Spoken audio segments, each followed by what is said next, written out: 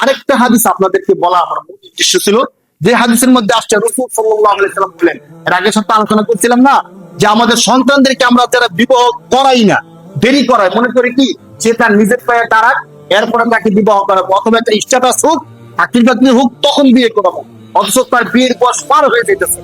তাদের সম্পর্কে একটা হাদিস শোনাই দিই। হাদিসের মধ্যে আসছে রাসূল সাল্লাল্লাহু আলাইহি সাল্লাম বলেন, মান ভুলিদা লাহু ওয়ালাদুন, কোন ব্যক্তির যখন কোন সন্তান জন্মগ্রহণ করে, তখন তার দায়িত্ব হলো ফালইউহসিন ইসমুহু ওয়া আদাবুহু, সে যেন তার একটা সুন্দর নাম রাখে এবং তাকে আদব শিক্ষা দেয়।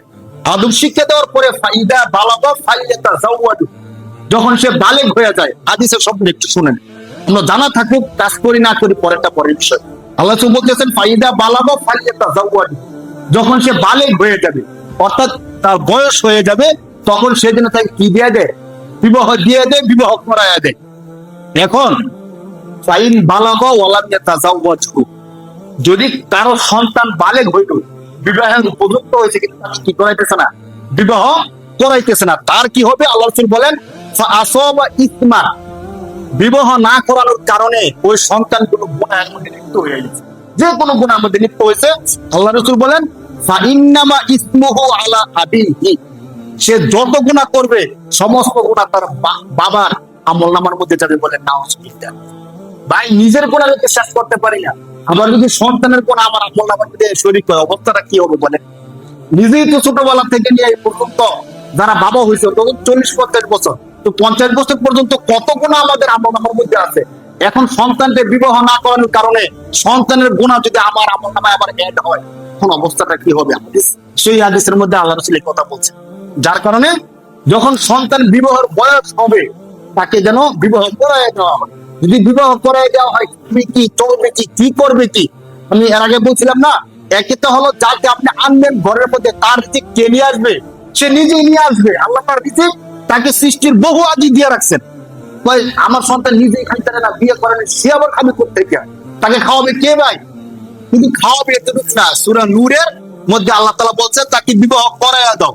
যদি সে ফকির হয়, ইয়াকুনু ফুকারা ইউগনিহিমুল্লাহু মিন ফাদলি, তোমার সন্তান যদি দরিদ্র হয়, তাকে বিবাহ করায় দাও, আমি আল্লাহ দয়া করে তাকে ধনী বানায় দেব। বলে সুবহানাল্লাহ।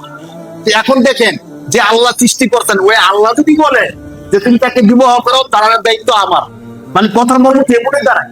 আল্লাহ বলতেছেন আমি ধনী বানায় দেবো, আর মানে হইলো হ্যাঁ, আর যদি সমর্থ নাও থাকে, তাকে বিবাহ করায় দাও, তাকে চালানোর দায়িত্ব আমি আল্লাহ। এরপরও আমি যদি বলি খাইবো কি, করবো কি, তাহলে আল্লাহর কথার কাছে থাকলাম, আমি থাকলাম না, আল্লাহর কথাকে আমি 100% বিশ্বাস করলাম না। এই জন্য এই বিষয়গুলো থেকে আমরা অবশ্যই হেফাজত থাকি, বিরত থাকি, এবং যখন আমাদের সন্তানদের বয়স হয়ে যাবে, তখন যেন আমার প্রথম এবং প্রধান চিন্তা থাকে যে আমার সন্তানকে যোগ্য জায়গায় কিভাবে একটা পাত্রস্থ করা যায়, আমার মেয়েকে কত দ্রুত বিবাহ দেওয়া যায়, একটা ফরজ কাজের মতো। আমরা এই বিষয়টা বেশি মাথায় নিব। অনেকে বিষয়গুলো মাথায় নিতে চায় না, মনে করে এটা এমনি এমনি হবে। এমনও মানুষ আছে আমার কাছে বলতেছে, তোমাদের বিয়ে শাদী তো, জন্ম মৃত্যু বিয়ে শাদী গুলো আল্লাহর হাতে। মানে কথার সাইজটা কিন্তু ঠিক আছে, বিয়ে, জন্ম মৃত্যু বিয়ে শাদী কার হাতে? তো এগুলো নিয়ে আমরা চিন্তা করবো কেন? যখন আল্লাহ বিয়ের সুযোগ করে দিবে, তখন বিয়ে হবে। আরে সবই তো আল্লাহর হাতে, রিজিক তো আল্লাহর হাতে, আমি কাজ করি কেন?